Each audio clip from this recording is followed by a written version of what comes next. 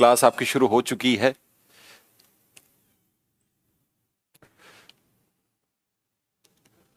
चलिए, good evening सभी को। आवाज आ रही है? सब बढ़िया है ना? ओके। एक सीरीज चल रही है अपनी प्रीवियस ईयर क्वेश्चन की। पेपर वन की क्लास है ये। पेपर वन की क्लास अपन अभी ले रहे हैं, पेपर वन के सवालों को देख रहे हैं। जो क्वेश्चन आपके एग्जाम में पूछे गए हैं उन सवालों को हम देख रहे हैं, उन्हीं को हम डिस्कस कर रहे हैं। ठीक है, good evening, hello,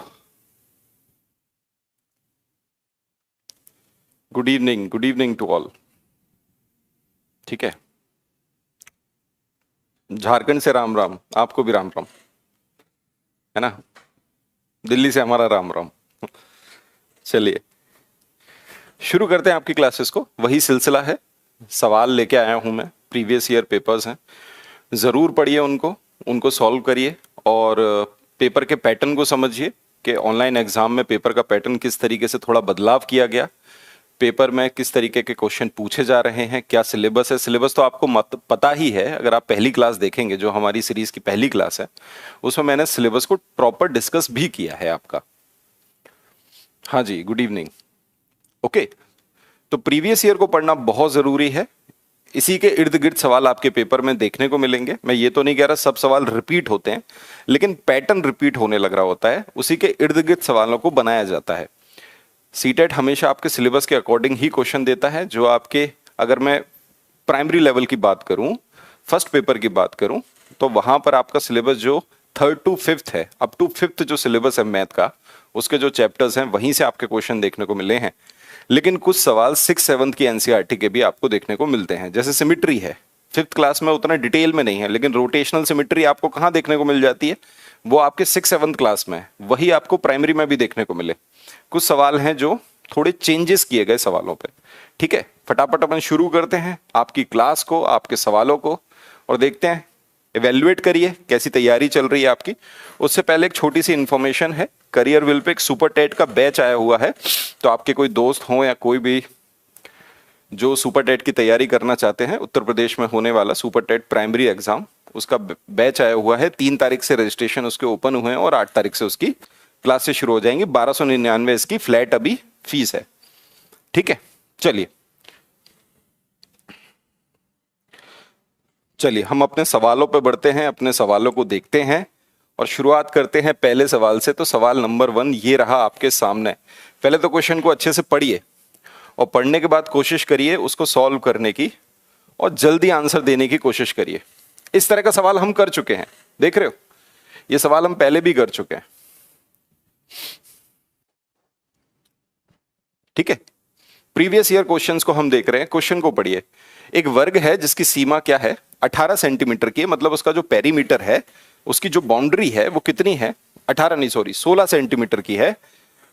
each of the 4 corner, उसके चारों कॉर्नर पे क्या किया गया? एक वर्ग है, उसके 4 कॉर्नर पे क्या किया गया है? स्क्वायर बनाए गए। स्मॉल स्क्वायर की साइड क्या है? 1 सेंटीमीटर इज कट ऑफ, उसको काट दिया गया। मतलब चारों कॉर्नर पे क्या है? आपको पता है अगर ये 16 सेंटीमीटर है, इसका मतलब इसकी साइड क्या होगी? 4, 4 और 4। इसका मतलब 4 क्या किए हैं? स्क्वायरों को कट किया गया है।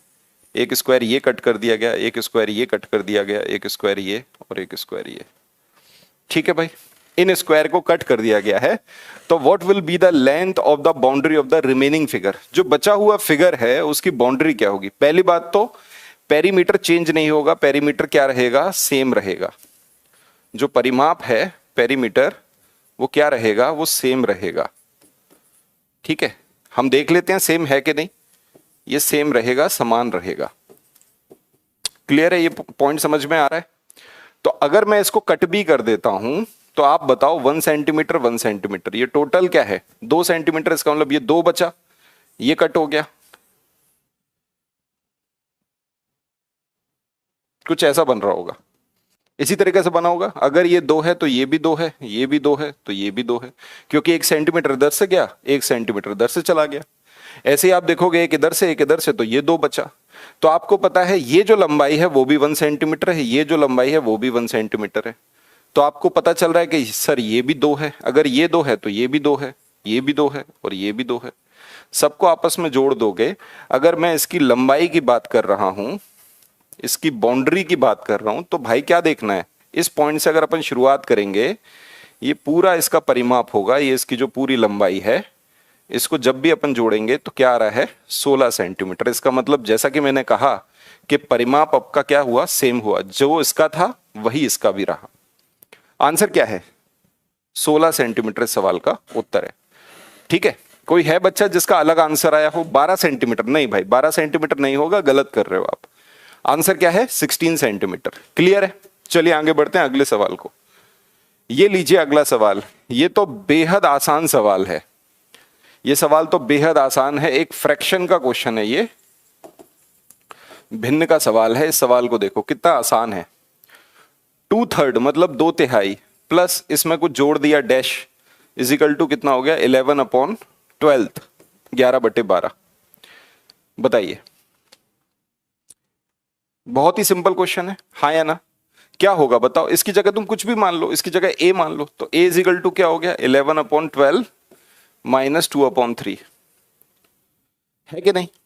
बताओ भाई, आपको पता है डिनोमिनेटर 12 है तो इसको भी 12 बना लो। अगर इस डिनोमिनेटर को 12 बना लोगे तो सीधे ऊपर न्यूमरेटर को माइनस ही करना होगा बस।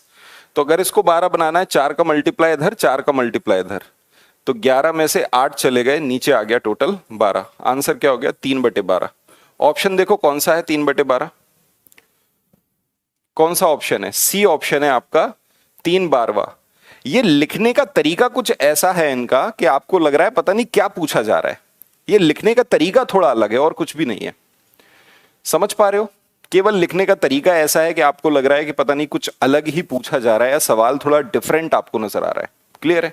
चलिए अगला सवाल ये रहा आपके सामने, पढ़िए इस सवाल को, बढ़िया सवाल है, पहले क्वेश्चन को पढ़िए। केवल और केवल स्टेटमेंट लेंथी होते हैं, सवालों की जो लैंग्वेज है ना वो थोड़ी बड़ी होती है, लेकिन सवाल का सॉल्यूशन बहुत ही छोटा होता है। आपके एग्जाम में केवल और केवल आपको परेशान करने के लिए इतने बड़े बड़े सवाल दिए जाते हैं जिससे आपका समय खराब हो। क्लियर है कि नहीं? ओके, लिखो भाई, वो पढ़ो। मार्लिन की मां ने उसे जन्मदिन पर टॉफियों का पैकेट दिया, अपने साथियों के साथ बांटने के लिए उसको दिया कि भाई साथियों के साथ बांट लो टॉफियां। मार्लिन ने क्या किया है, टॉफियों का 2/7 भाग उसने किसको दे दिया, अदिति को। कोई लड़की है अदिति, उसको 2/7 भाग दे दिया। 1/6 भाग दे दिया उसने अमल को, 2/5 भाग दे दिया उसने किसको, फरहान को, और 1/7 भाग उसने जेरी को दे दिया। ये आपके फ्रैक्शन दिए गए हैं। क्लियर है? आपसे बोला गया यदि उसके पास सिर्फ 2 टॉफियां बची हैं, अब उसके पास कितनी टॉफी बची हैं, सिर्फ 2 टॉफी बची हुई हैं, तो बताओ यार उसके पैकेट के शुरुआत में कितनी टॉफियां थी। बहुत ही सिंपल सा सवाल है कि नहीं? बोलो भाई, बताओ। है इजी, एकदम सिंपल है। एक तरीका क्या है कि भाई उसने 2/7 दे दिया, 1/6 दे दिया, या 2/5 दे दिया, 1/7 दे दिया। क्लियर है? एक तरीका यह है कि इसके डिनोमिनेटर में जो नंबर आपको नजर आ रहे हैं, आप क्या कर लीजिए, उसका एलसीएम कर लीजिए। 7, 6, 5, 7, इनका आपको क्या निकालना है, एलसीएम निकालना है। अगर एलसीएम निकालोगे, 5 6 30 और 3 7 21, 210, इनका एलसीएम कितना आ गया, 210 इनका एलसीएम आ गया है। 420 बिल्कुल सही उत्तर है, आप सभी का उत्तर एकदम सही है, 420 इस सवाल का उत्तर आएगा। अगर 210 पूरी मैंने टोटल, ये मैंने क्या किया है, मान लिया है, इसको मैंने मान लिया, ये मैंने लेट कर लिया कि मैं मानता हूं कि मेरी टोटल कितनी है, क्योंकि मैंने इन सभी का एलसीएम निकाल लिया जिससे ये संख्या कट जाए, इसलिए निकाला है 210। तो 210 का अगर निकालोगे तो ये कितनी टॉफियां हो गई, ये हो गई 60। 6 से काटो भाई उसको, 6 3 18, 6 5 30, ये हो गई 35। 5 से काटो उसको, 5 चौक 20, 5 दूनी 10, 84 टॉफियां, और 7 से काटा तो 30 टॉफियां। ये मतलब ये टॉफियां उसने क्या कर दी है, बांट दी हैं, ये टॉफियां उसने बांट दी हैं। टोटल मैंने मान लिया 210। अगर आप इस सबको ऐड करोगे, टोटल ऐड करोगे, तो टोटल कितना आ रहा है बताओ, 4 5 9, 8 3 11, 3 14 और 4, ये आ गया 209। मतलब उसने टॉफियां कितनी बांट दी, 209 टॉफियां बांट दी हैं, तो उसके पास एक टॉफी बचेगी, क्योंकि टोटल उस पर 210 थी। ये हमने माना है कि उसके पास 210 थी। अब आप बताओ, अगर एक टॉफी बराबर, सवाल में कितनी है, 2 टॉफियां बची हैं, अगर एक टॉफी बराबर 2 के, तो जो हमने माना है 210, तो 210 किसके बराबर बताओ? आप बोलोगे 420 के, और यही अपने सवाल का सही जवाब है। बहुत ही सिंपल सा क्वेश्चन है, आप आराम से कर लोगे। आप ऑप्शन से उठा के भी कर सकते हो, ऐसा कोई ऑप्शन देख सकते हो जो ऑप्शन किससे कट हो रहा हो, इन सभी से कट हो रहा हो, है कि नहीं? वहां पर 210 भी ऑप्शन है, ये दोनों ही ऑप्शन आपके 7 6 5 7 से डिवाइड हो रहे होंगे। ठीक है भाई, क्लियर है? चलिए अगले सवाल पे चलते हैं। अगला सवाल ये रहा, करिए इस सवाल को सॉल्व, लगाइए दिमाग, पढ़िए सवाल को। एक दुकानदार के पास कुछ अंडे हैं, वह उन्हें एक ट्रे में रखना चाहता है जिसमें ठीक 12 अंडे आते हैं। A shopkeeper has some eggs, he want to put them in tray which can have exactly 12 eggs. मतलब एक ट्रे में 12 अंडे आते हैं। ही फिल्ड 9 ट्रे, उसने 9 ट्रे फिल कर दी, उसने 9 ट्रे क्या कर दिए, फिल कर दिए। हर एक ट्रे में 12 अंडे आते हैं, क्लियर है? और उसके पास 5 अंडे बचे। उसके पास कितने अंडे बचे? 5 अंडे बचे। इसके पास 5 अंडे बच गए हैं अभी 10वीं ट्रे के लिए। 10th ट्रे है ये, 9 ट्रे तो भर गई, ये 10th ट्रे है। आपको पता है इसमें कितने अंडे आएंगे? 12 अंडे आएंगे, क्योंकि एक ट्रे में कितने अंडे आते हैं? 12।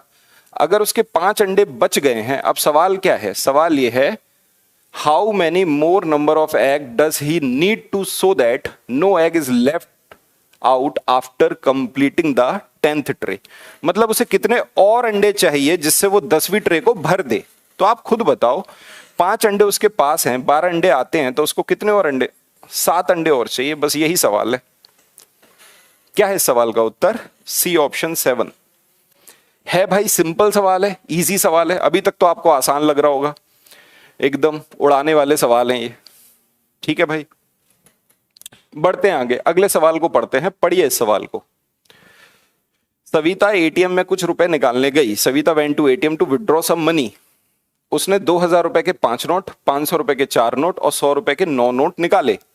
रुपए गिनने के बाद उसे मालूम हुआ कि उसके पास 2000 रुपए का 1 नोट और 100 रुपए का 1 नोट कम मिला है। उसने एटीएम निकालने के लिए कितनी राशि भरी थी?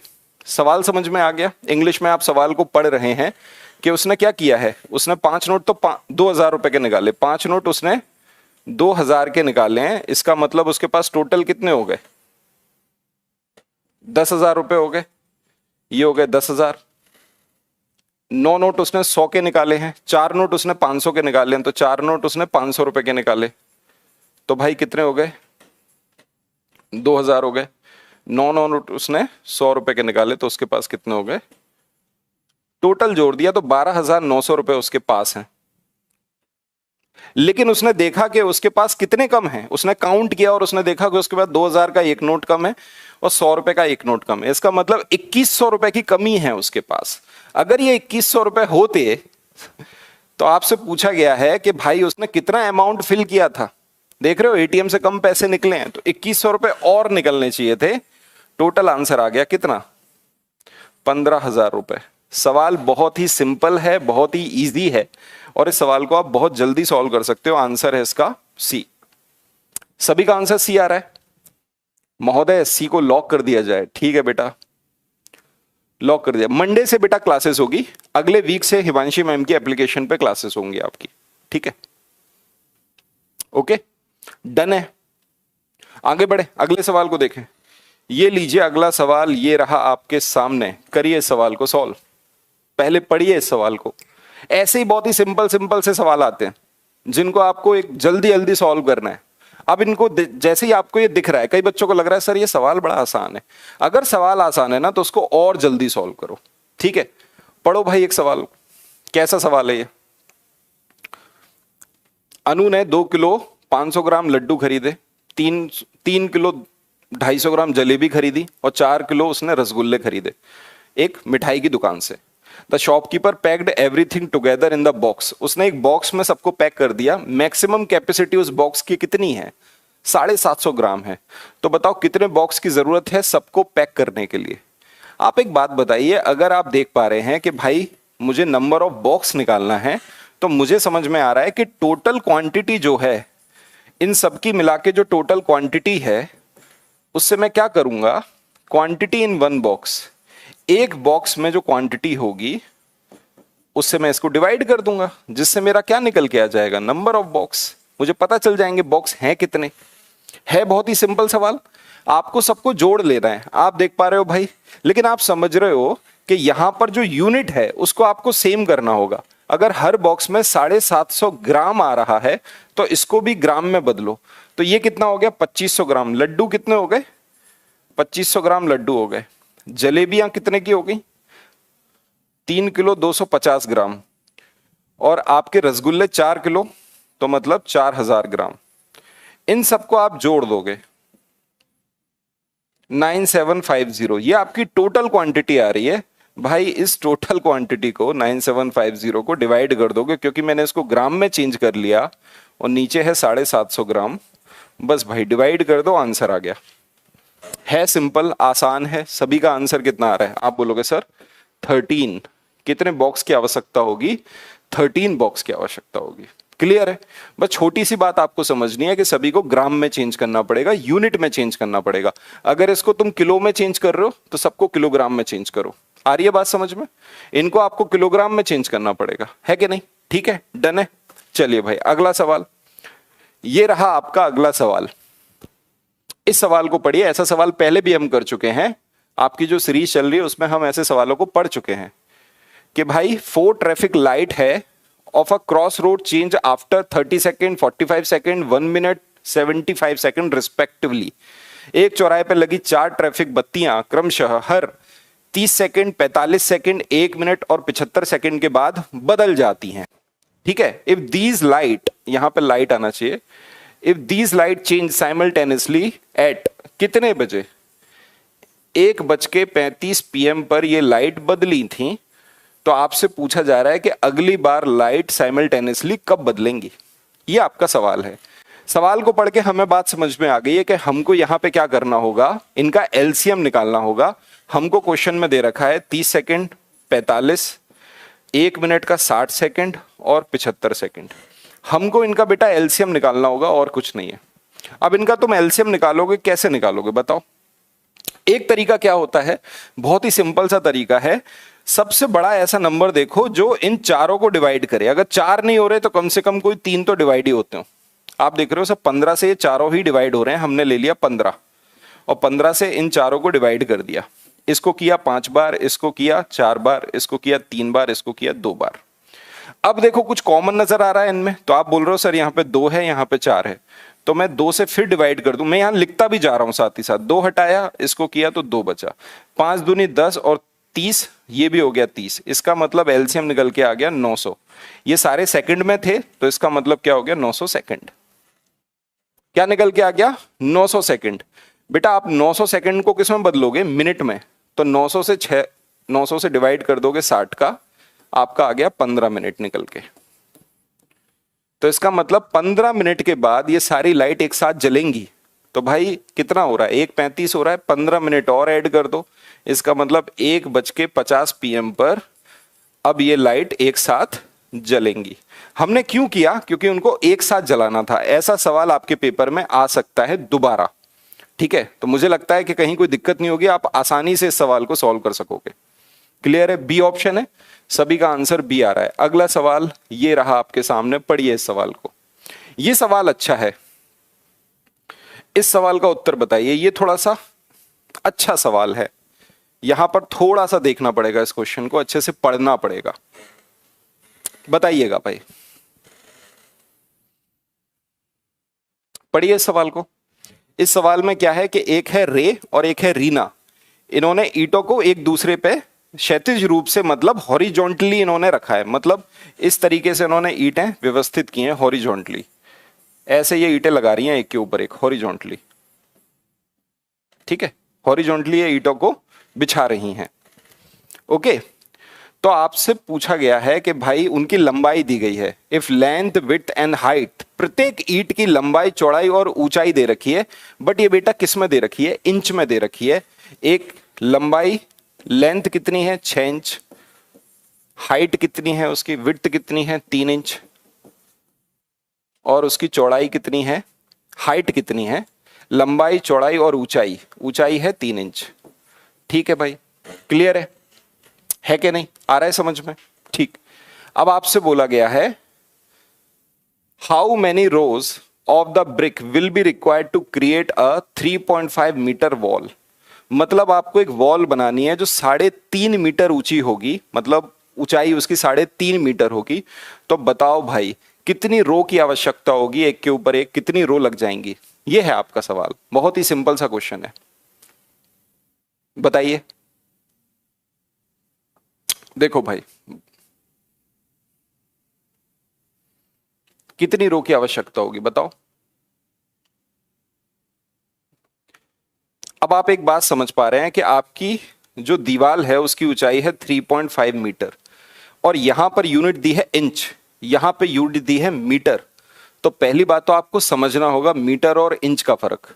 आप इस बात को समझ पा रहे हो कि अगर मैं बोलूं 1 फीट में कितने इंच होते हैं, अगर मैं 1 फीट की बात करूं तो आप बोलोगे सर 1 फीट में 12 इंच होता है।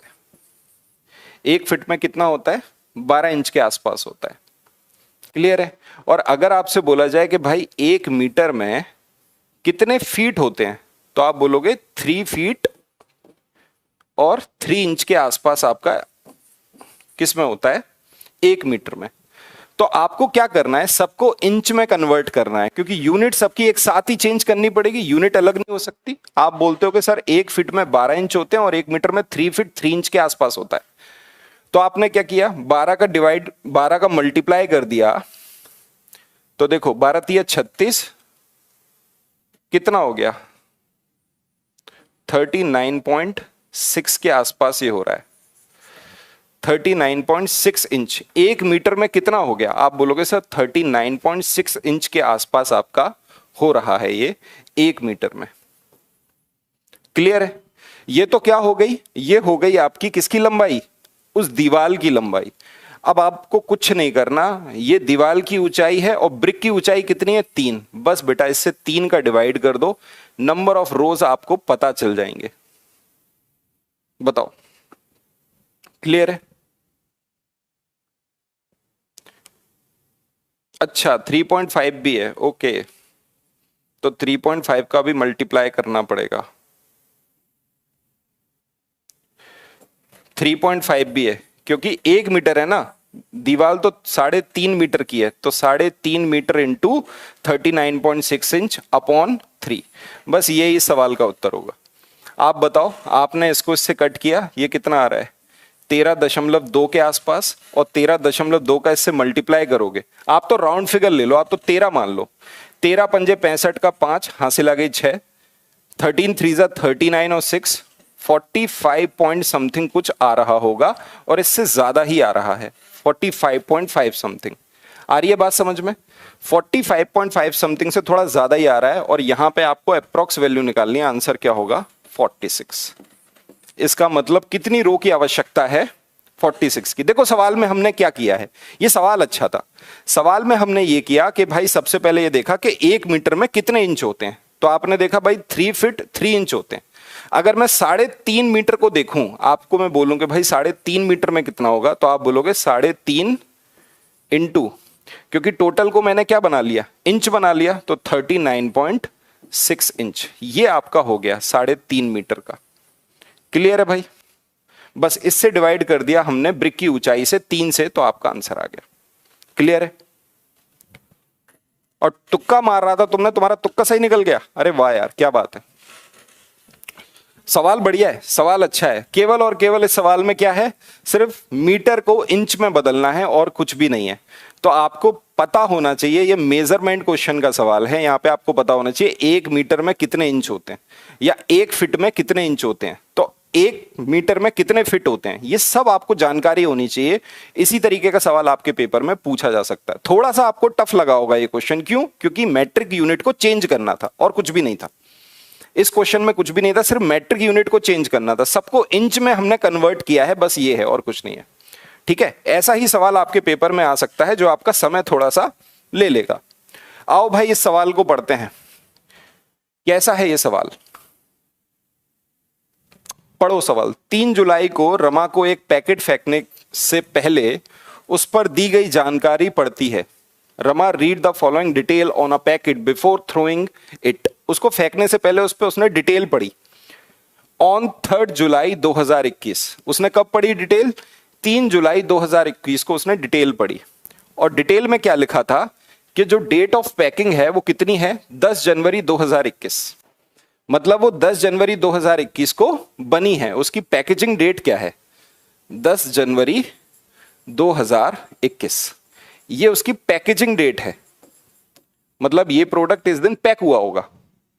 आगे क्या है? Best before 180 days from the date of packing, मतलब पैक करने की तारीख से लेके 100 दिनों तक उपयोगी है, मतलब 180 दिन तक उसको उपयोग कर सकते हैं।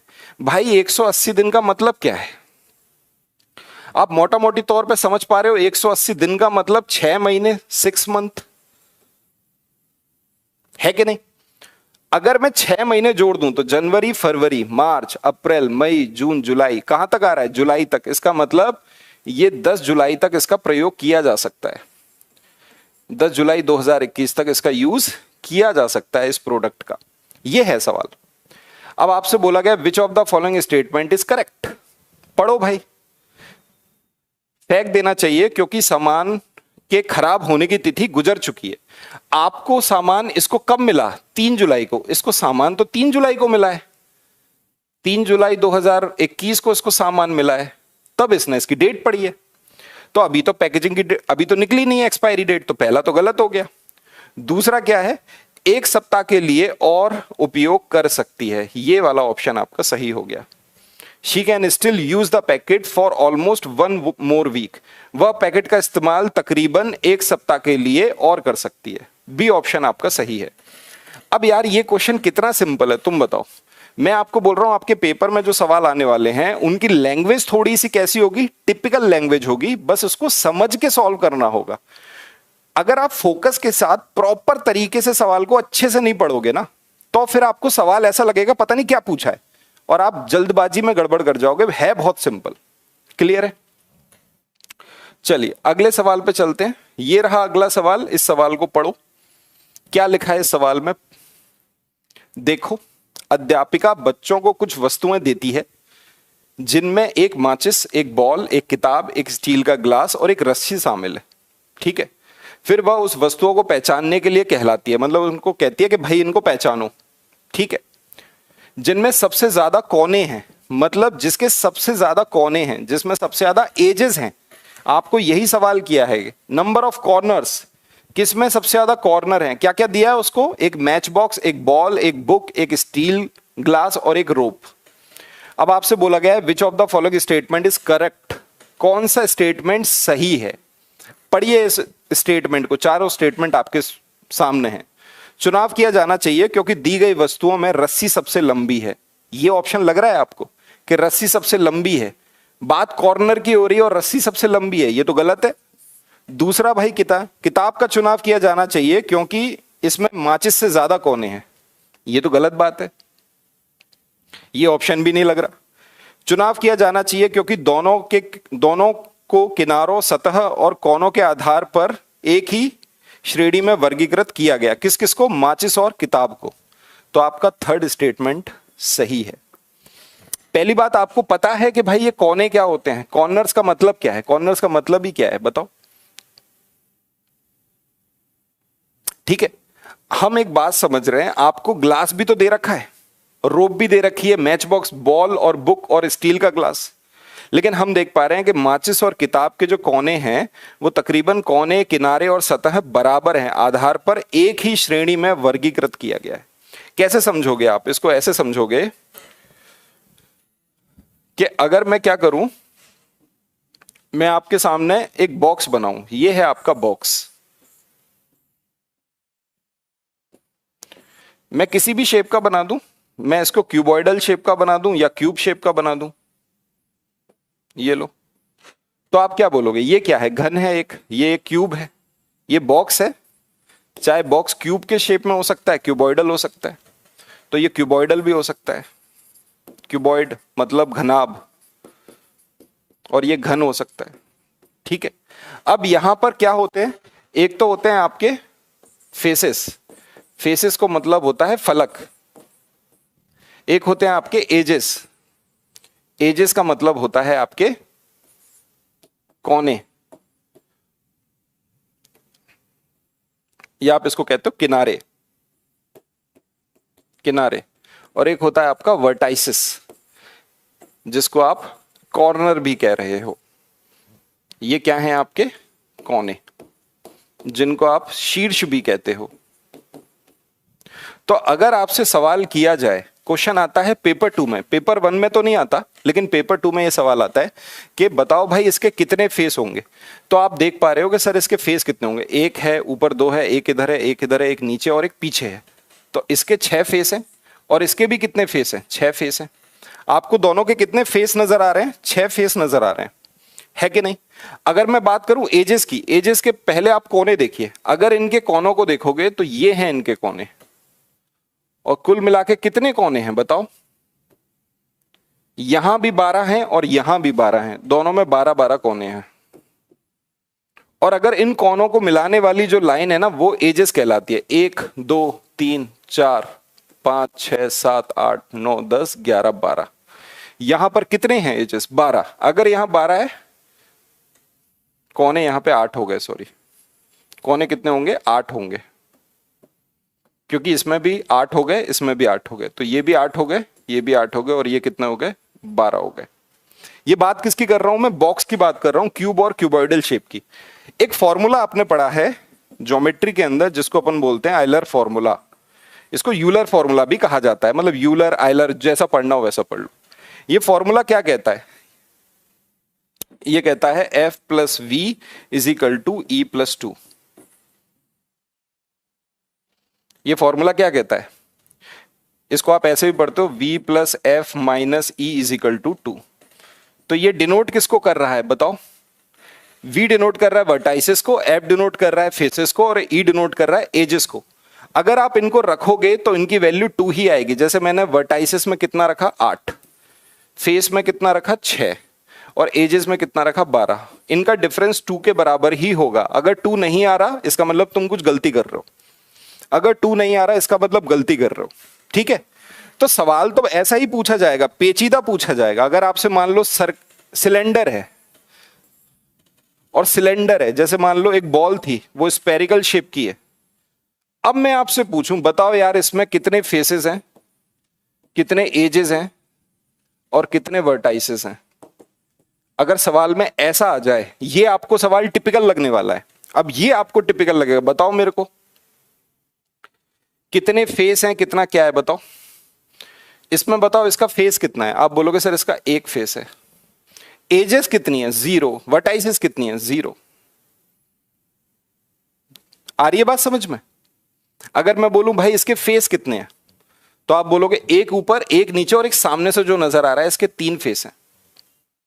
अगर आप बोलूंगा मैं एजेस कितनी है, बताओ भाई इसकी एजेस कितनी है, फंस जाओगे। ये सवाल आपको परेशान कर देगा। अगर सवाल में ये पूछ लिया गया तो यहां आप फंसने वाले हो, ये आपको परेशान करेगा। बोलो इसकी एजेस कितनी होती हैं, 2, और इसकी वर्टाइसेस कितनी है, 0, है कि नहीं बताओ। तो ये बहुत जरूरी है, इनके बारे में जानना जरूरी है, क्योंकि इनको तो आपने पढ़ ही रखा है, ये तो आपको बड़े अच्छे तरीके से याद है, आप आराम से इनको कर लेते हो। लेकिन जैसे ये 3D फिगर आपके सामने आते हैं, आप फंस जाओगे, है ना।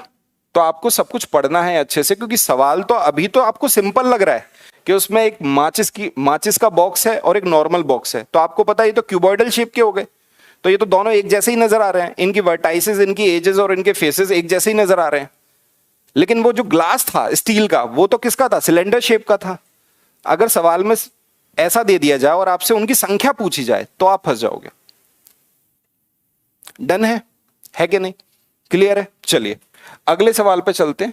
ये रहा आपका अगला सवाल। अगले सवाल को देखिए, आंसर बताइए इस सवाल का। पढ़ो भाई सवाल को। आपको बोला गया है a closed shape made up of 3 और more than 3 line segment is called. 3 या 3 से अधिक रेखाखंडों से बनी बंद आकृति को क्या कहते हैं, बताओ भाई। 3 या 3 से अधिक रेखाखंड से बनी बंद आकृति को क्या कहते हैं, क्लोज्ड फिगर को क्या कहते हैं। कई बच्चे इसके आंसर ट्रायंगल लगा देंगे। बताओ आंसर है इसका पॉलीगन। आंसर है क्या इसका? सी, पॉलीगन। अब ये सवाल आपको एक नंबर जो फ्री में मिलना चाहिए वो एक नंबर आपके हाथ से चला जाएगा। आप एक बात बताइए, ट्राइंगल का मतलब है तीन लाइन, तीन लाइनों से बना एक क्लोज्ड फिगर क्या कहलाता है? वो ट्राइंगल कहलाता है। चार लाइन सेगमेंट से बना हुआ एक क्लोज्ड फिगर क्या कहलाता है? चार लाइन से, वो कहलाता है आपका क्वाड्रिलेटरल, चतुर्भुज।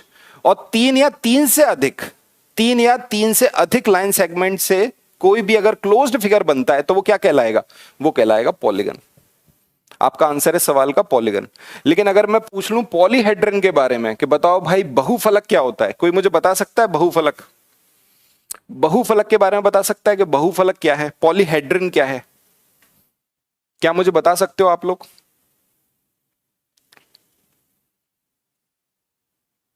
बताओ, पॉलीहेड्रन क्या है, कोई बता सकता है? पॉलीहेड्रन का मतलब है बहुत सारे ट्राइंगलों से मिलके जो बनता है फिगर, बहुत सारे पॉलीगन से। जैसे इसका एग्जाम्पल है क्यूब। इसका एग्जाम्पल क्या है? क्यूब। क्यूब एग्जाम्पल क्यों है? क्योंकि आपको पता है कि भाई चार लाइन का पॉलीगन, अगर मैं पॉलीगन की बात करूं तो तीन लाइन का पॉलीगन कौन सा होता है? Equilateral triangle. कौन सा ट्राइंगल कहलाएगा वो? Equilateral triangle. पॉलीगन का मतलब क्या है?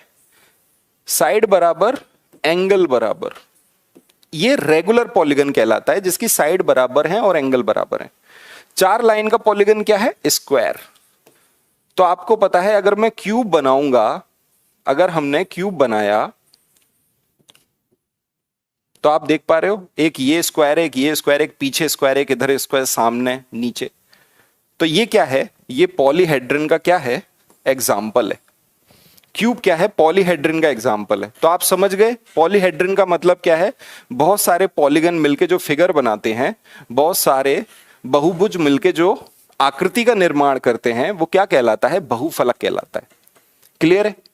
ये सुन लो, हाँ या ना?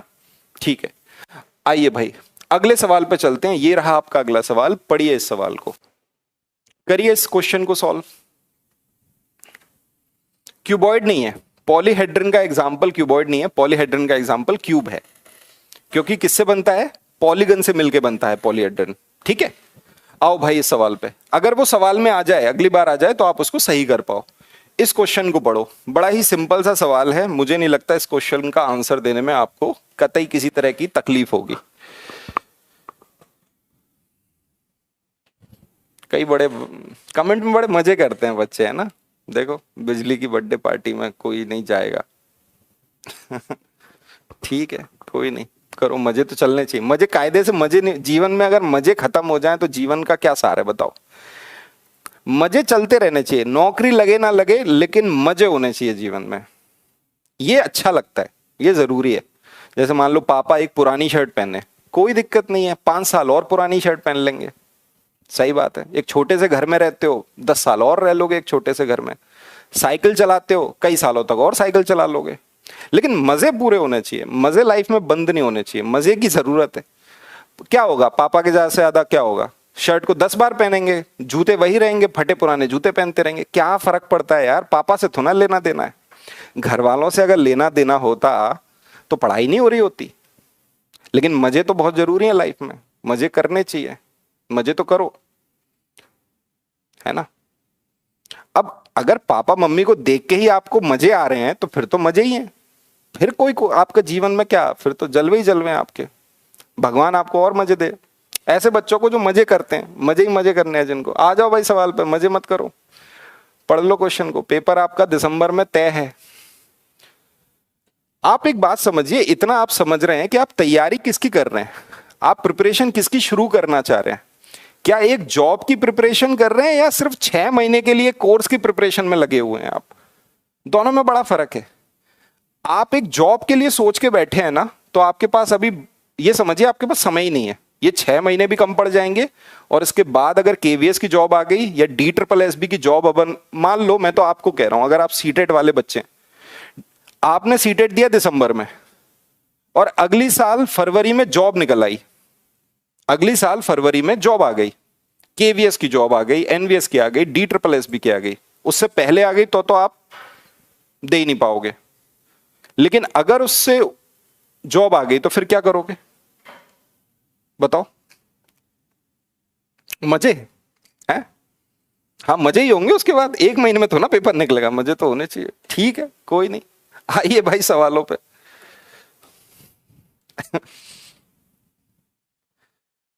एक शहर का तापमान सुबह 9 बजे कितना है? सुबह 9 बजे मतलब 9 AM पर तापमान है आपका 23.5 डिग्री सेंटीग्रेड।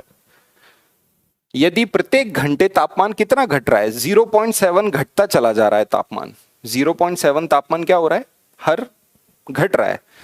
तो आपसे पूछा है किस समय तापमान कितना होगा? 17.2 डिग्री सेंटीग्रेड पर पहुंच जाएगा। मतलब 9 बजे तो तापमान कितना था? 23.5, हर घंटे 0.7 घटा, तो बताइए अब किस समय में वो तापमान 17.2 होगा।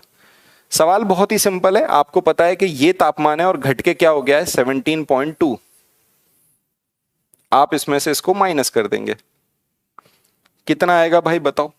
5 में से 2 गए, 3 आया। 13 में से 7 गए, बताओ कितना आ गया? 6 आ गया। इसका मतलब 6.3 डिग्री सेंटीग्रेड आपका तापमान घट गया। और आपको पता है हर घंटे कितना घट रहा है? 0.7। इसका मतलब कितने घंटे घटा तापमान?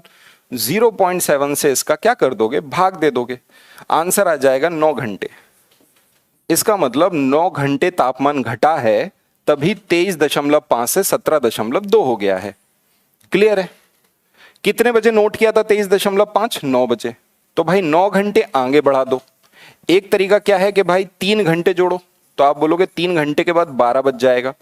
बज गया 12 PM हो गया दिन का। 3 घंटे हो गए, 6 घंटे और जोड़ लो, तो 6 घंटे का मतलब 6 बज गए। 6 बजे तापमान क्या हो जाएगा? 17.2। यही सवाल का उत्तर है और लगभग काफी बच्चों ने सही उत्तर दिया है, सही जवाब दिया है डी ऑप्शन। क्लियर है? मौज मस्ती बेटा अपनी जगह है, पढ़ाई के वक्त पढ़ाई करो, बाकी मौज मस्ती के वक्त मौज मस्ती करो। दोनों चीजों को एक साथ करोगे तो बेटा कुछ नहीं होगा। बाकी मर्जी आपकी है, आपकी जिंदगी है, ये लोग आप खुद ही चयन करोगे कि क्या करना है आपको। आइए भाई इस सवाल पर, यह सवाल बड़ा ही सिंपल सा नजर आ रहा है। मीन मीडियन का सवाल है। मीन का मतलब क्या होता है? मीन का मतलब होता है सम ऑफ ऑब्जर्वेशन। जो भी आपको डेटा दे रखा है उसका योग अपॉन में नंबर ऑफ ऑब्जर्वेशन। जो भी आपको आंकड़े दे रखे हैं उनकी संख्या। हमने समझ लिया कि ऊपर जो भी डेटा दिया गया है उसका योग करना है और नीचे जितना भी डेटा दिया गया है उसकी संख्या लिखनी है कि हैं कितने वो डेटा। इसी से अपन क्या निकाल लेते हैं? मीन निकाल लेते हैं। मीन का मतलब होता है माध्य।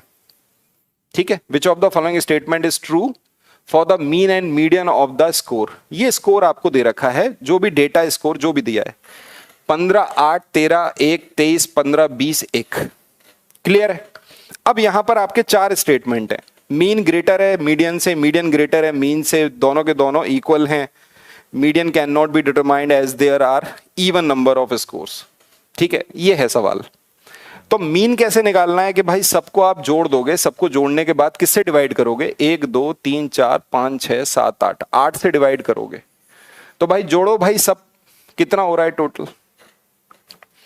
और मीडियन कैसे निकालते हैं, जिसको अपन मध्यिका कहते हैं। समझिएगा इसको कैसे निकालते हैं मध्यिका को।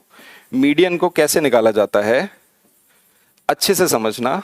जो आपको डेटा दे रखा है, इस डेटा को या तो बढ़ते क्रम में लिखिए या घटते क्रम में लिखिए। इसको या तो असेंडिंग ऑर्डर में लिखिए या डिसेंडिंग में लिखिए। 96 बताया बच्चों ने, 96 इसका टोटल योग आ रहा है पूरे डेटा का। 8 से इसको कट कर दिया, कितना आ गया? 12। इसका मतलब मीन कितना आ रहा है? 12 आ रहा है।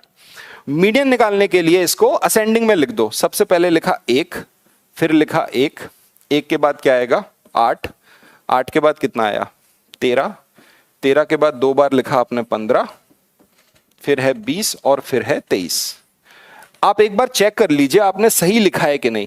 आप देखो ये 8 है ना, तो इनको काउंट करो, 1, 2, 3, 4, 5, 6, 7, 8, ठीक लिखा है। मीडियन का मतलब होता है इसके बीच का नंबर। 3 नंबर इधर से छोड़ दिए, 3 नंबर इधर से छोड़ दिए, बीच में नंबर क्या बचे हैं 13 और 15। इन दोनों का मिडिल नंबर क्या होगा, 13 और 15 का मिडिल नंबर है 14। इसका मतलब मीडियन कितना आ रहा है 14। मीडियन कितना आ रहा है बेटा 14 आ रहा है।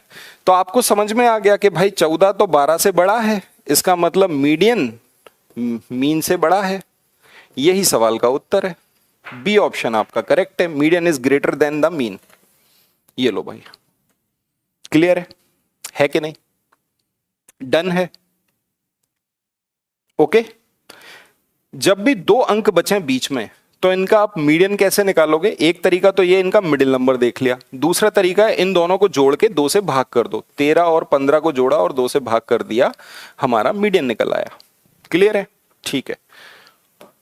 आइए भाई अगले सवाल पर चलते हैं। रोटेशनल सिमेट्री का ये सवाल है, the angle of the rotational symmetry of an equilateral triangle are. ये जो रोटेशनल सिमेट्री है इस पे लगा लो अंडरलाइन और इस पे लगा लो स्टार। 100% आपके इस बार के पेपर में रोटेशनल सिमेट्री का सवाल आएगा, ब्रह्मा जी भी नहीं रोक सकते, क्योंकि पिछली बार पूछा है, पहली बार पूछा है। आज तक रोटेशनल सिमेट्री के सवाल अभी तक नहीं पूछे गए। आप 2011 से लेके 2020 तक के सभी पेपर उठा लो सीटेट के, आज तक कभी भी रोटेशनल सिमेट्री का क्वेश्चन नहीं आया। लेकिन ये आपके टॉपिक में, प्राइमरी में रोटेशनल सिमेट्री नहीं होती, जो कि मैं स्टार्टिंग में कह रहा था आपको क्लास के, ठीक है। प्राइमरी में रोटेशनल सिमेट्री नहीं होती, ये 6-7 क्लास में, लेकिन आपसे प्राइमरी में भी पूछा जा रहा है, पेपर 1 में पूछा, इसको पेपर 2 में भी पढ़ना है और पेपर 1 में भी पढ़ना है। रोटेशनल सिमेट्री का मतलब क्या है, रोटेशनल सिमेट्री का मतलब है कोई भी, मान लीजिए जैसे ये मोबाइल है, ठीक है। अब ये मोबाइल आपको रेक्टेंगुलर शेप का दिख रहा है रेक्टेंगल शेप का। रोटेशनल सिमेट्री का मतलब है ये अपनी एक्सिस पे ही घूमेगा, लेकिन इसका शेप चेंज नहीं होना चाहिए। इसका जो शेप है ना वो चेंज नहीं होना चाहिए, ये अपनी ही एक्सिस पे घूमता रहेगा, लेकिन इसका शेप चेंज नहीं होगा। तो आप बोलोगे कि इसकी रोटेशनल सिमेट्री ये होगी क्या, मैंने जैसे ही इस रेक्टेंगल को ऐसे घुमाया इसका शेप चेंज हो गया, तो आप क्या बोलोगे 90 डिग्री ऐसे घूमा शेप चेंज हो गया, फिर 90 डिग्री ऐसे घूमा शेप सेम हो गया। इसका मतलब इसकी पहली रोटेशनल सिमेट्री कितनी होगी, मतलब एक रेक्टेंगल की रोटेशनल सिमेट्री 180 डिग्री होगी, फिर दोबारा से 180 डिग्री होगी, तब जाके वो अपने सेम पोजीशन में आएगा। समझ गए, इसका मतलब रेक्टेंगल की 2 रोटेशनल सिमेट्री हैं 180 डिग्री पर। अब ये हमने कैसे निकाली,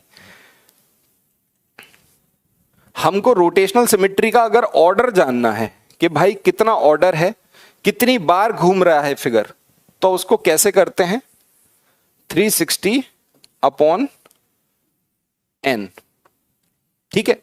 या इसको ऐसे लिखिए, अरे मर गए,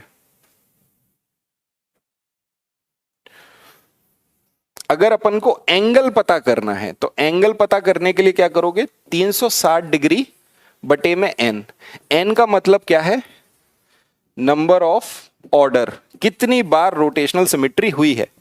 वैसे सवाल का उत्तर ए है, सब बच्चों को पता है कि इस सवाल का उत्तर ए है, लेकिन आप इसके कॉन्सेप्ट को सीखिए। आपने रट जरूर लिया है, लेकिन चीजों को रटने से काम नहीं चलेगा। अगर आपको फिगर, अगर अगले अलग अलग फिगर पूछ लिए गए ना, तो आप उसमें फंसने वाले हो, ये गारंटी है। रटने से चीजों से काम नहीं चलेगा, उसका कॉन्सेप्ट समझो। मैंने आपको बोला एंगल निकालने का मतलब है 360 अपॉन n का मतलब है नंबर ऑफ ऑर्डर। इसका मतलब यह है कि अगर एक इक्विलेटरल ट्राइंगल है, मैंने बनाया एक इक्विलेटरल ट्राइंगल, ये है इक्विलेटरल ट्राइंगल, ये A है, ये B है और ये C है। अगर मैंने उसको ऐसे घुमाया तो एक इक्विलेटरल ट्राइंगल बनेगा, है कि नहीं, हाँ या ना, बिल्कुल सही शेप है। लेकिन आप बताओ A किधर आ जाएगा, यहां पर A आ जाएगा, B आ जाएगा यहां पर और C आ जाएगा यहां पर। ये अपन ने एक बार घुमाया, फिर आप दोबारा घुमाओगे, फिर बोलोगे आप इक्विलेटरल ट्राइंगल, तो शेप अभी भी रहेगा। लेकिन अब देखो, अब A कहां आ जाएगा यहां पर, B आ जाएगा यहां पर, C आ जाएगा यहां पर। इसको एक बार और घुमाया तब भी इक्विलेटरल ट्राइंगल बना, तो अब A आ जाएगा यहां पर, B आ जाएगा यहां पर, C आ जाएगा यहां पर। अब आप बोलोगे ये अब सेम हो गया। इसका मतलब एक बार, 2 बार, 3 बार, इसका नंबर ऑफ ऑर्डर क्या हो गया 3 हो गया। 3 हो गया तो आपको पता है थीटा निकालना आसान है, तो आप बोलोगे 360/n, मतलब क्या रखा 3, तो इसका मतलब ये कितना है 120 डिग्री। पहली बार 120 डिग्री घुमाया, फिर दोबारा 120 घुमा दिया तो कितना हो गया 240 डिग्री, फिर उसके बाद फिर 120 घुमा दिया तो कितना घुमा दिया 360 डिग्री। तो आंसर क्या हो गया आपका सी ऑप्शन। इस तरीके से आपका ऑप्शन नंबर क्या है सी है। अब समझे इसका कॉन्सेप्ट क्या है, समझ पा रहे हो, देख पा रहे हो अच्छे से। ये सवाल गलत मत करना बेटा, पेपर में आएगा, मैं गारंटी दे रहा हूं पेपर में आएगा ये सवाल, 100% आएगा, है ना। इसको अच्छे से समझो। चलो मैं एक एग्जांपल के तौर पे और समझाता हूं। अगर मैं आपको बोलूं स्केलन ट्राइंगल है, अगर मैंने आपको बोला स्केलन ट्राइंगल है, स्केलन ट्राइंगल, स्केलन ट्राइंगल का मतलब क्या होता है, विषम बाहु जिसकी सारी भुजाएं अलग हैं। मैं केवल उतना ही पढ़ा के छोड़ सकता हूं, लेकिन मैं कॉन्सेप्ट सिखाना चाह रहा हूं बेटा तुमको। हम तो उतना ही पढ़ा के छोड़ दें आपको कि उसका आंसर सी है, बस बहुत हो गया, लेकिन आपको सीखना है। स्केलन ट्राइंगल की बात अगर करें तो अगर मैं सिमेट्री लाइन की बात करूं और रोटेशनल सिमेट्री की बात करूं कि भाई कितने रोटेशन है, समझना दोनों में फर्क, तो आप बोलोगे सर स्केलन ट्राइंगल में लाइन एक भी नहीं होती, सिमेट्री लाइन इसमें 0 है। इसकी सिमेट्री लाइन क्या है 0, बट इसकी रोटेशन सिमेट्री क्या होगी 1। क्यों? क्योंकि इसको 360 डिग्री पे दोबारा सा वैसे का वैसा रखा जा सकता है, तो इसकी एक ही होगी रोटेशन सिमेट्री, और वो क्या होगी 360 डिग्री। ये सवाल आपके पेपर में आएगा, वहां पर जाके तुम फैल जाओगे। वहां पे बेटा जो मजे कर रहे हैं ना, वो मजे ही करते रह जाएंगे। अगर आपको थोड़ा भी टिपिकल सवाल देने की कोशिश की, पेपर में थोड़े बहुत सवाल ऐसे डाले जाएंगे जो आपका समय खराब करेंगे, ठीक है। अगर मैं आपसे बोल रहा हूं आइसोसेलेस ट्राइंगल, अब आइसोसेलेस ट्राइंगल क्या होता है, जिसको अपन बोलते हैं समद्विबाहु, जिसकी दो भुजाएं बराबर होती हैं। स्केलन का मतलब जिसकी तीनों साइड अलग अलग हैं, इसकी ना ये साइड बराबर, तीनों अलग अलग हैं।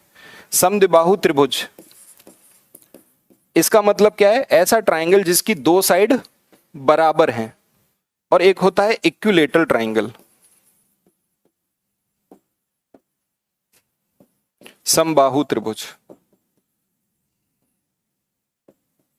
बताओ मेरे को जरा फर्क बताओ। ये हो गया समबाहु त्रिभुज जिसकी तीनों भुजाएं बराबर हैं।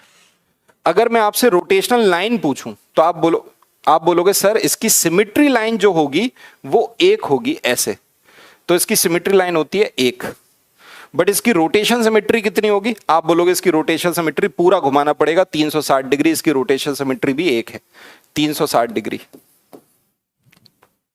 इसकी भी 360 डिग्री। लेकिन इक्विलेटरल ट्राइंगल की सिमेट्री लाइन कितनी होती है आपको पता है, एक तो ये है, एक ये है और एक ये है। इसकी सिमेट्री लाइन 3 है और रोटेशन सिमेट्री भी 3 है। और वो क्या है, हर 120 डिग्री, 240 डिग्री और 360 डिग्री, 120 120 120 ऐसे घुमाना है आपको। 120 डिग्री, फिर 120 डिग्री, फिर 120 डिग्री। क्लियर है, हाँ या ना? तीनों ट्राइंगल में फर्क समझे? क्या आप तीनों ट्राइंगल में फर्क समझे? बोलो, है कि नहीं? अगर मैं आपसे सवाल बोलूं, अगर मैं आपसे स्क्वायर बोलूं जिसकी चारों साइड बराबर होती हैं, आपको मैंने रेक्टेंगल दे दिया, आपको मैंने रोम्बस दे दिया, पैरेललोग्राम, ट्रपेजियम और काइट, बताओ मेरे को लाइन और रोटेशन इसके क्या क्या होंगे? रोटेशन का मतलब हिंदी मीडियम वाले घुर्मण, और लाइन का मतलब रेखा। हम बात किसकी कर रहे हैं? सिमेट्री की बात कर रहे हैं, सम्मति रेखा और सम्मति घुर्मण। स्क्वायर के अंदर कितनी लाइन होती हैं? हमने पढ़ाया आपको 4, और इसकी रोटेशन भी कितनी होंगी? 4, 90 डिग्री पे, 90 डिग्री, फिर 90 डिग्री, फिर 90 डिग्री, फिर 90 डिग्री। एक रेक्टेंगल है, रेक्टेंगल में कितनी होती है सिमेट्री लाइन? आप बोलोगे 2, इसकी रोटेशन भी कितनी होती है? 2। रोम्बस है, रोम्बस में सिमेट्री लाइन कितनी होती है? 2, इसकी रोटेशन भी कितनी होती है? 2। पैरेललोग्राम है, इसमें सिमेट्री लाइन कितनी होती है? 0, लेकिन रोटेशन सिमेट्री कितनी होती है? 2। आ रही है बात समझ में? ट्रपेजियम में सिमेट्री लाइन कितनी होती है? 0, लेकिन रोटेशन सिमेट्री एक। काइट में, ये काइट है, ठीक है, square, rectangle, rhombus, parallelogram, trapezium, kite. Kite में पता है सिमेट्री लाइन कितनी होती है? एक, बट रोटेशन सिमेट्री भी एक। क्लियर है? इसको अच्छे से याद कर लो, ये बहुत जरूरी चीज है, पेपर में सवाल इन पे पूछा जा सकता है। और आपने अगर इसका बना के रखा है ना, आप एक झटके में इसका आंसर बता दोगे, आपको सेकंड भी नहीं लगेंगे। लेकिन आप ऐसे निकालने नहीं बैठोगे, आप तो रट के बैठे हो, आपने समझ लिया एक ट्राइंगल है, इक्विलेटरल तो तीन आ गई, ऐसा नहीं होता ना। ठीक है, चलिए अगले सवाल पे चलते हैं, जल्दी से इसको सॉल्व करिए। बड़ा ही सिंपल सा क्वेश्चन नजर आ रहा है, पैटर्न वाला सवाल है। इस पैटर्न के सवाल में आपको एक सीरीज दे दी गई है। इस सीरीज को देखिए, एक के बाद चार, चार के बाद नौ, नौ के बाद 16। आपको समझ में आ रहा है सर ये स्क्वायर है, एक का स्क्वायर, दो का स्क्वायर, तीन का स्क्वायर, चार का स्क्वायर, तो पांच का स्क्वायर मतलब 25 आएगा। क्लियर है? डन। अब देखो z, y, x, w, तो w से पहले क्या आता है? v, तो यहां पे आ गया v। a b c d e, बड़ा ही सिंपल सा सवाल है, 25 v e, बी ऑप्शन इसका करेक्ट है।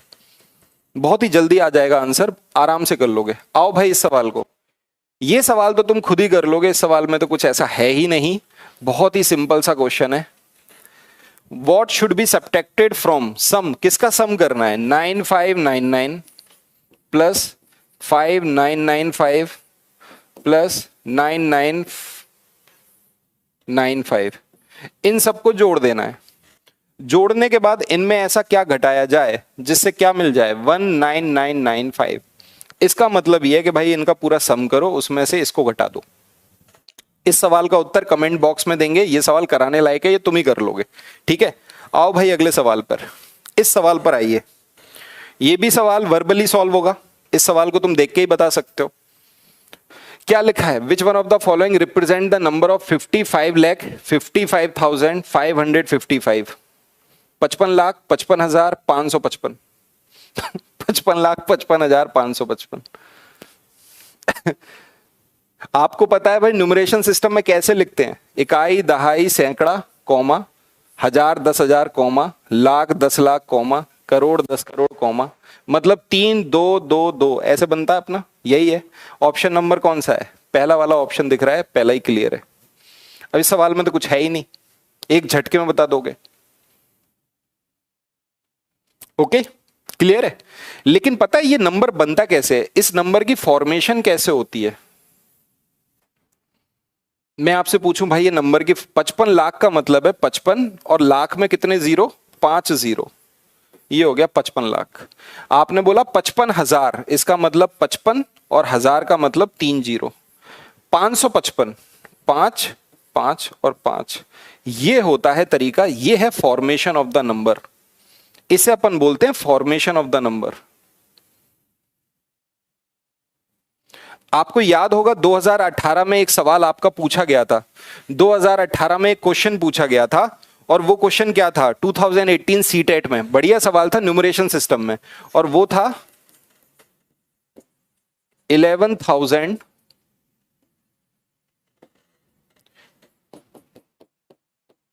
1111,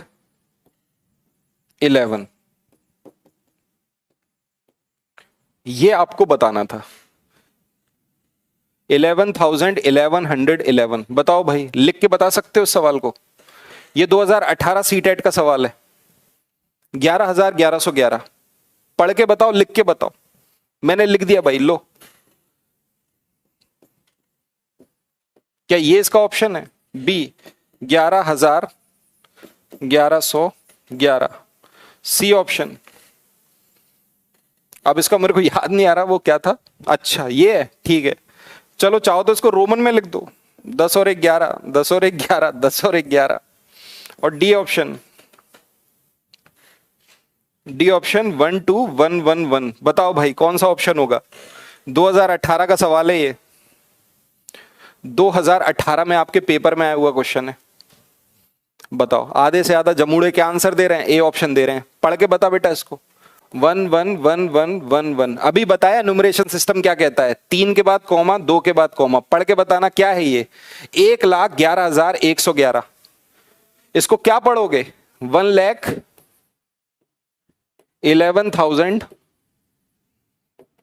बताओ, यही मजे कर रहेंगे जीवन के। 111। और बताओ तुम इसको आंसर ठोक के आओगे हैं? हो गया तुम्हारा तो सत्यानाश होगा, और कुछ नहीं है पेपर में। अगर समझोगे नहीं ना चीजों को, कॉन्सेप्ट को नहीं समझोगे। न्यूमरेशन सिस्टम कहता है नंबर का फॉर्मेशन किस पे डिपेंड करेगा? उसकी प्लेस वैल्यू पर। अगर तुमने इस सवाल को समझा तो ये किसको, इसमें ये नहीं बोला कि 11,000 को लिखना कैसा है। सवाल में लिखा था क्या इसको रिप्रेजेंट कर रहा है। रिप्रेजेंट क्या कर रहा है? प्रदर्शित क्या कर रहा है?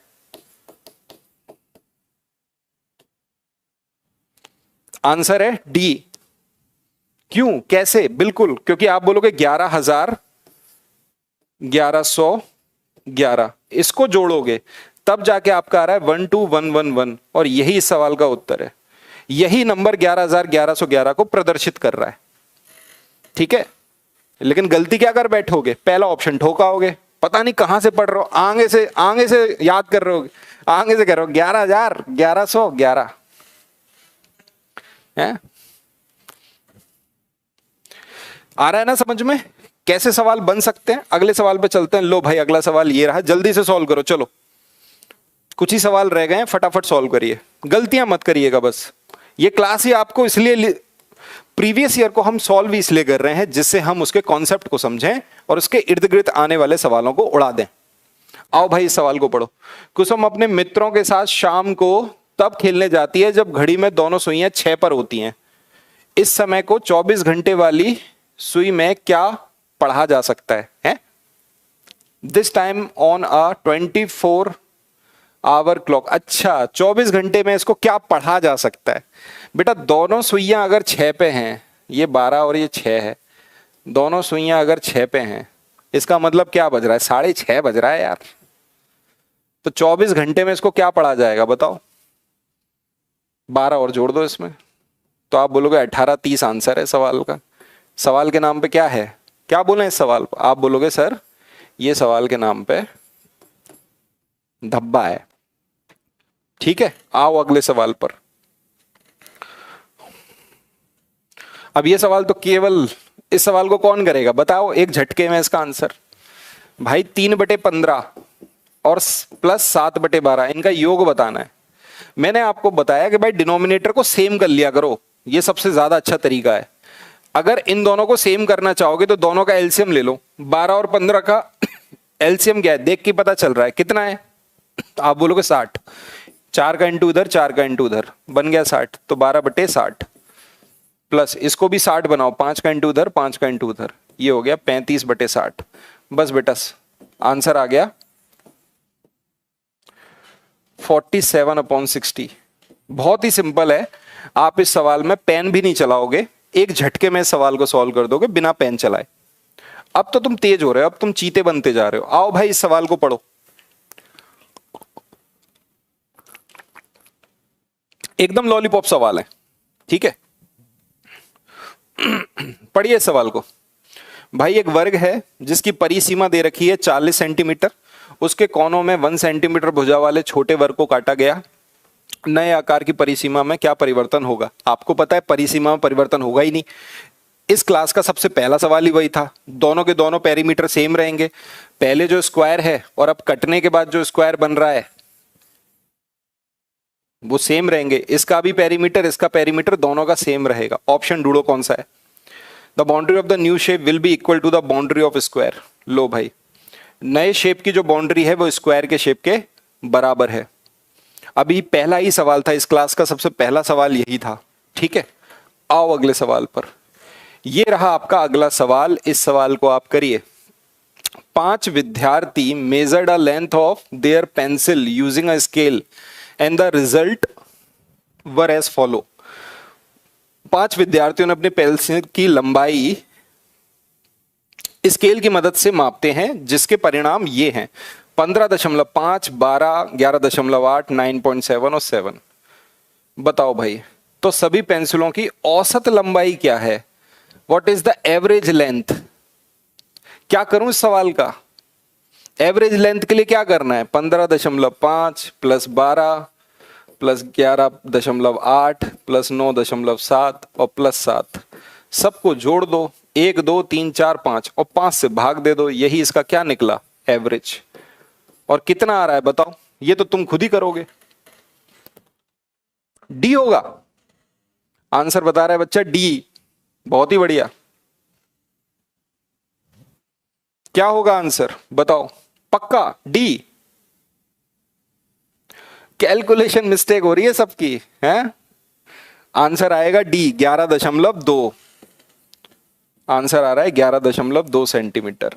डी ऑप्शन है इस सवाल का आंसर। ठीक है, लड्डू सवाल है, एकदम आसान, कुछ है ही नहीं। आधे से ज्यादा बच्चे सी आंसर बता रहे हैं, बताओ।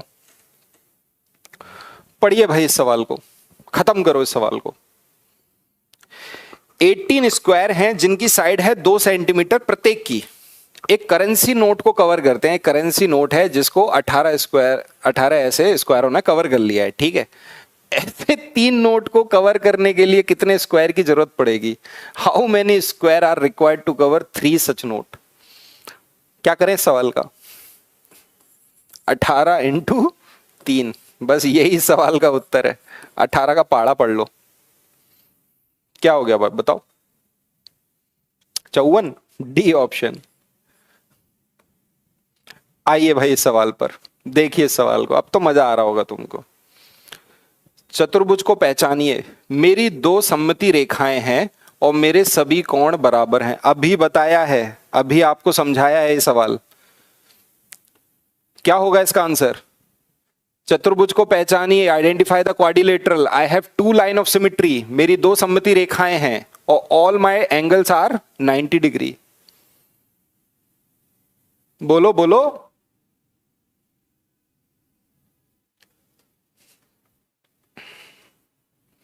आंसर क्या होगा? आंसर होगा सी, रेक्टेंगल। इस सवाल का उत्तर क्या है? रेक्टेंगल। क्योंकि रेक्टेंगल के सभी एंगल क्या होते हैं? 90 डिग्री के होते हैं और इसकी 2 सममिति रेखाएं होती हैं। लेकिन इस सवाल को थोड़ा सा चेंज कर दिया जाए। यहां तो ठीक है, चतुर्भुज को पहचानिए, मेरी 2 सममिति रेखाएं, और यहां पे क्या लिख दिया जाए? All opposite angle are equal. अब बताओ क्या होगा? मतलब एक चतुर्भुज है जिसकी 2 सममिति रेखाएं लेकिन उसके अपोजिट एंगल इक्वल हैं। अब इस सवाल का उत्तर बताओ क्या होगा? फंस गए? अब इस सवाल का उत्तर क्या होगा? स्क्वायर, कुछ भी। स्क्वायर में 4 होती हैं सिमेट्री लाइन, स्क्वायर की सिमेट्री लाइन 4 होती हैं। बेटा इस सवाल का अब आंसर है रोम्बस। आप मुझे मालूम है रेक्टेंगल दे रहे हो क्योंकि इसके आमने सामने के बराबर हैं।